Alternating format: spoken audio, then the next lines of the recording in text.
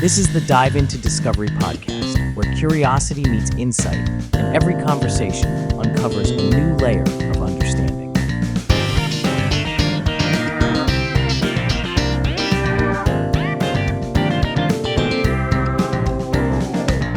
All right, so everyone wanted to check out the Bronze Age collapse, right? Yeah. Like, when you think about it, it's kind of crazy. This period in history where all these, like, empires were just super powerful, and then they just kind of vanished. They did. Like, poof. Yeah. Egyptians, It's wild. Hittites, Mycenaeans, Yeah. all gone. Uh, It's almost like a big historical mystery. it is. We're going to try to, like, figure it out. Yeah, and I think what's so interesting about it is that it wasn't a gradual decline. Right. It was like a sudden, dramatic collapse Yeah. across like all these different civilizations all around 1200 BCE. Uh-huh. And we're talking like abandoned cities, crumbling palaces, Wow. trade routes just go silent. Literacy rates just plummet. Really? It's a stark reminder that even the most advanced societies can be, Fragile. incredibly fragile. Yeah, all right, so help me set the stage here. Okay. We've got the Egyptians building pyramids, Mhm. Hittites rolling up with their awesome chariot, Mycenaeans like straight out of Homer, Yeah. warrior culture. Yeah. And then boom, everything just goes sideways. It's true. How does that even happen? Yeah, that is the question that makes the Bronze Age collapse such a puzzle. Yeah. It's like we've got this giant jigsaw puzzle, and archaeologists and historians are finding like new pieces Okay. all the time, Uh-huh. We've got clues from the ruins themselves. We got hints from ancient texts. Right. And even evidence from climate data. So let's look at some clues. Let's start with the ruins. What are we seeing there? Okay, so if you were to go to a place like Hattusa, which was like the capital of the Hittite Empire, Right. you would see like remnants of this once great city, mostly rubble now. Wow. Just imagine like walking through the ruins of this powerful city and you're seeing evidence of fire, Oh, wow. destruction, and you just know that everybody left like overnight. So it's like a ghost town, but like Yeah. giant scale. Yeah, a massive scale. So what happened? I mean, was it attack volcano? Well, we see signs of like destruction across multiple sites. Okay. And there are clues that point to different possibilities. Like what? Mass graves, Oh, no. suggesting widespread death, maybe from war or famine. We find empty grain silos. So they ran out of food? Yeah, suggesting food shortages, and even Egyptian records describe attacks from these mysterious Wait, hold on. sea peoples coming from the north. Sea peoples. Okay, now that sounds Yeah. like we're getting into like the good stuff. Yeah. Who were these guys? Pirates, raiders, like ancient Navy SEALs. That's the million-dollar question, right? So Egyptian records, actually like the inscription on the Merneptah still, Okay. they describe these sea peoples as these fierce warriors that disrupted trade Wow. and even challenged Egyptian forces. Jeez. But we don't really know where they came from. Huh. It's a mystery. Were they a single unified force, or were they like a mix of different groups driven by desperation or ambition? Interesting. We don't know for sure. All right, so we've got destruction, possible famine, and these mysterious sea peoples Yeah. causing chaos. What could started all this in the first place? Well, you have to remember that history is rarely about one single cause. Right. It's usually like this complex web of factors. Okay. So think of it like a recipe for a disaster, Okay. each ingredient adding to the overall chaos. Okay, so give me some ingredients in this recipe for the Bronze Age collapse. All right, well, let's start with climate change. Okay. We know from things like ancient pollen and sediment studies Uh-huh. that a prolonged drought likely gripped the eastern Mediterranean around 1200 BCE. So, like, how bad was this drought? Imagine the impact on these societies that were so reliant on agriculture, Yeah. crops failing, livestock dying. Yeah, that's rough. It would have been a huge blow. I mean, you can't run an empire if everybody's starving. Right, you can't run an empire on an empty stomach. So climate change kind of sets the stage and makes these empires vulnerable. Right. What else? Well, think about those sea peoples we were talking about. Okay. Some researchers believe that they might have been populations that were displaced by those same environmental changes, Okay. weakening the established empires. Uh-huh. Imagine you're forced from your homeland because there's a drought and there's famine. Right. You might be pretty desperate Yeah. and lead to increased conflict and raiding. So the sea peoples might have been both a symptom and a contributing factor. Exactly. It's like a vicious cycle. Yeah. But there's got to be more to this story Hmm. than just climate change and mysterious raiders. Exactly. And this is where things get even more interesting. Uh, Because These empires weren't just facing external pressures, Okay. they were also dealing with internal problems. Like what? We see evidence of political turmoil, Wow. social unrest, economic hardship Within the empires. within many of these societies. Wow. So think of it like cracks appearing in the foundation Okay. even before the storm hits. So they're already weakened from within, which makes them even more susceptible to, like, climate change Exactly. and attacks from the sea peoples. And sea peoples. So what kind of internal problems are we talking about? We see signs of things like power struggles, revolts, economic decline, you name it. It's like each empire was a pressure cooker with the heat slowly rising. Yep.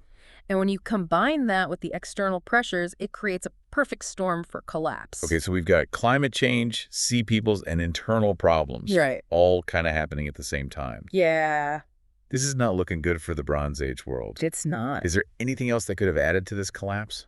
There's one more factor that adds another layer of complexity, Okay. and that's the rise of iron. Okay, You see, while the Bronze Age was defined by using bronze, right. this period also saw the beginnings of a technological shift. Okay. Ironworking, though it was known before, Mhm. started to become more widespread around this time. And here's the kicker.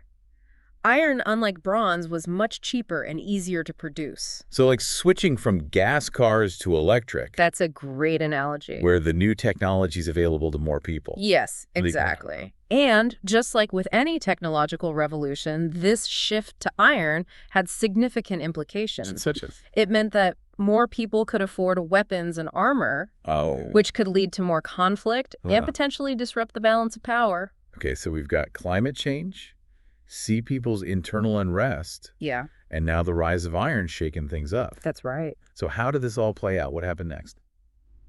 Well, that's a story for our next segment. Oh, come on. But before we move on, I want to hear your thoughts. Okay. What stands out to you as the most interesting aspect of the Bronze Age collapse so far?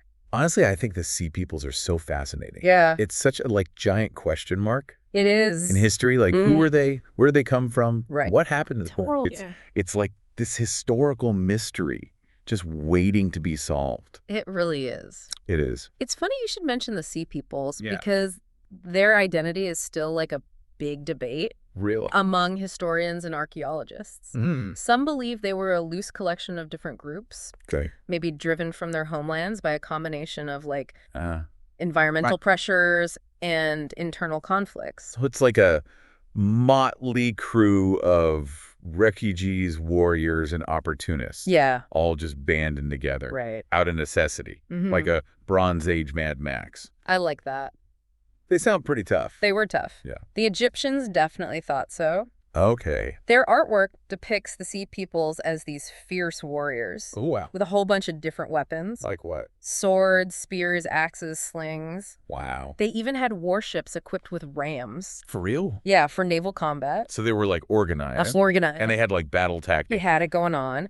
But if they were strong enough to topple empires, Yeah. why didn't they start their own? Right. That's another piece of the puzzle. It is. Some scholars suggest that they were primarily raiders, Okay. more interested in plunder and disruption Uh-huh. than building a lasting empire. So like the Vikings, Kind of like the Vikings of the Bronze Age. just hitting hard and fast, taking what they can, and then Yes. disappearing back into the mist. That's one theory. Okay, so what are the other theories? Others believe that they might have actually settled down Oh, really? in certain regions Oh, okay. and just kind of blended into the existing populations. So they went from like fearsome raiders to Yep. peaceful settlers?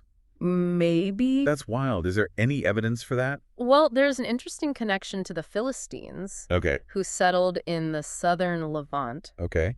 And some researchers believe that they could have been one of the groups. Wait, the Philistines? Yeah. Like from the Bible? Hmm. Like David and Goliath? Are you saying that that whole story could be connected to the Bronze Age collapse? It's a fascinating possibility. That's awesome. It just shows how, like, the echoes of this period Uh-huh. kind of reverberated for centuries, Yeah, shaping history in ways that we're still uncovering. that's so cool. Okay, so let's shift gears a little bit. Okay. Let's zoom out from the sea peoples. Okay. What happened to the societies that, like, made it Right. through the Bronze Age collapse? Like, how did they rebuild? Even the survivors.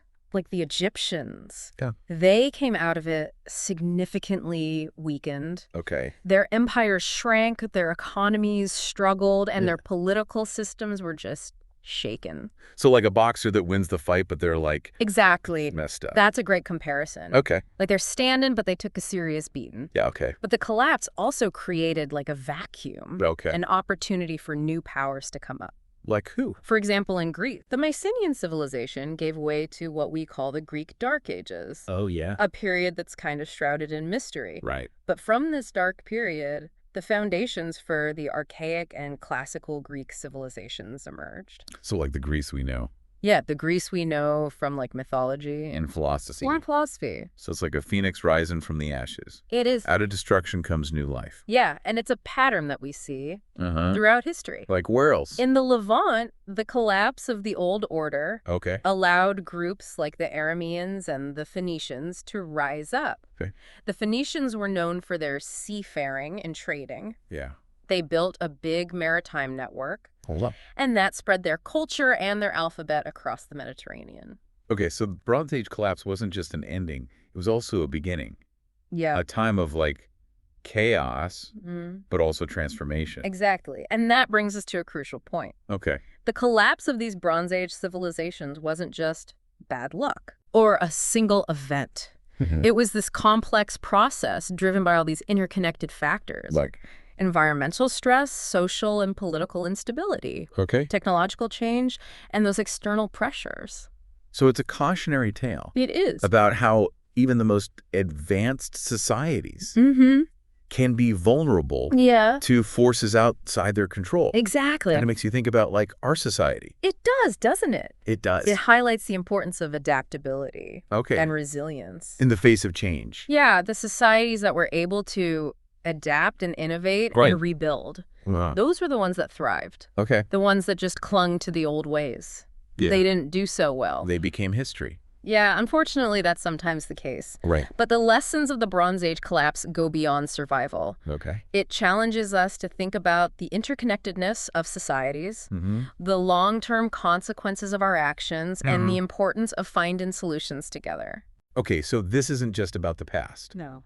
It's about now It's about now. and the future. And the future. So what can we learn from all of this? That's a great question, and one we'll get into in our next segment. Oh, come on. But before we do that, I'm curious. Yeah. What has resonated most with you so far? I think for me, the most striking thing is how this event so far in the past still has these ripple effects that we can still see today. We can. It really makes you think about the choices we're making It does. and what kind of legacy we're going to leave behind. Yeah. It's pretty powerful stuff. You know, it's crazy to think that something that happened so long ago, like over 3,000 years ago, I know. could still matter to us today. Yeah. But you're right, those ripple effects are still here. So what did we learn?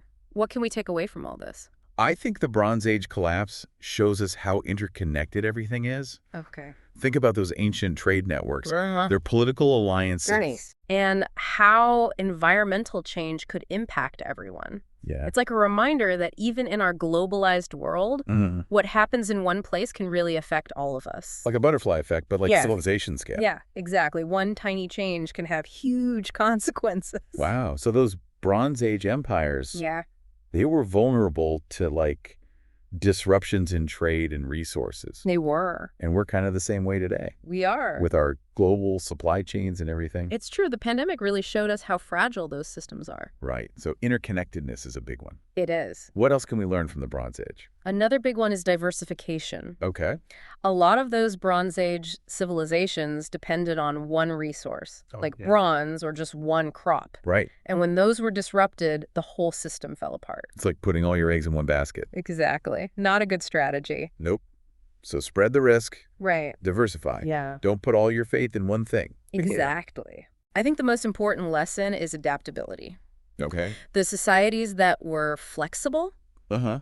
and innovative, Okay. they were the ones that survived. They were able to adapt to change. Exactly. Find new ways of doing things. Mhm. Okay. And the ones that didn't. Well, they didn't make it. So it's all about embracing change, being flexible, Totally. thinking outside the box. That's what we need in the modern world. Yeah, with all the crazy stuff happening, like technology, climate change, all the social and political evil. Exactly. Adaptability is essential now. It's not really a choice anymore. Right. We have to be open to new ideas. Yeah. Learn from the past and find solutions. Together. Okay, so that's like the big picture stuff. Right. But what about us? Like, what can we as individuals learn? That's a good question. I think it's a reminder to appreciate what we have. Okay. And focus on the things that really matter. Yeah. Those Bronze Age societies had wealth, technology. Okay. But they were brought down by things outside their control. Right. It shows us that our happiness shouldn't depend only on external things. Yeah. So like inner strength, having good relationships. Yeah. Enjoying the simple things. Exactly. Those are the things that really matter. Yeah. Those are the things that help you through hard times. And give life meaning. That's right. The Bronze Age collapse reminds us of that. Wow. We covered a lot today. We did. Crumbling empires, sea peoples. I know. Lessons for today. It's been quite a journey. It has. And it doesn't have to end here. No, it doesn't. If you want to learn more, check out these authors. Eric Klein, Robert Drews, Carol Bell. Oh, yeah, they're great. They have a lot of cool insights into this time period. They do. And who knows, maybe one of you listening will make the next big discovery about the Bronze Age collapse. Maybe you'll find out who the Sea Peoples really were. That would be awesome. Keep those minds curious. Yes. History is full of mysteries to be solved. Well, that's it for our deep dive into the Bronze Age collapse. It's been fun. Yeah, a fascinating look at the past with a lot of intrigue and drama. It had it all. But most importantly, I think some lessons for us today. Definitely. And for the future. Remember, history's a conversation. Yeah. We all have a part in it. So keep asking questions. Keep exploring. Keep learning. Yeah, the past might hold the answers to a better future. Couldn't have said it better myself. Thanks for joining us on this deep dive. It was my pleasure. We'll catch you next time for another adventure through history. What did you think of this week's episode? We'd love to hear your thoughts in the comments.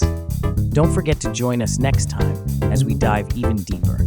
And as always, stay curious, because you never know what discoveries are just around the corner.